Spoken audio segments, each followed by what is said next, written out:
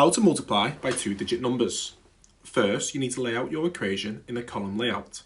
Then you complete the method as if you're multiplying by a single digit. Multiply each digit here by 8.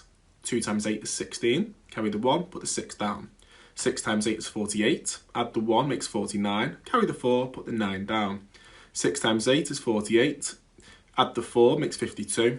As there is no digit in the next column to multiply, we can put the 52 straight down. Here is when our method is different to multiplying by one digit. As we're multiplying by two digits, we need to place a 0 in the row beneath our first product, in the ones column. Then we multiply each of these digits again, but this time by 7. The products are placed in a new row to the left of the 0. Let's have a look.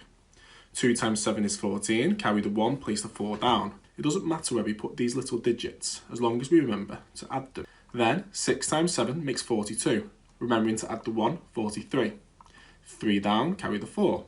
Finally, 6 times 7 is 42. Add the 4, 46.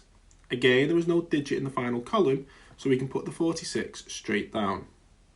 Then we rule off and add both of our products together. Remember, do not add the small digits you carried earlier, these ones. To stop me from getting confused when I'm adding, I normally carry the small digits beneath my addition. Take a look. 6 add 0 is 6. 9 add 4 is 13. I carry this 1 beneath and put the 3 down. See? A little bit different. 2 add 3, add the 1, makes 6. 5 add 6 is 11. Carry the 1 and put the 1 down. And finally, 4 add 1 is 5, giving an answer of 51,636.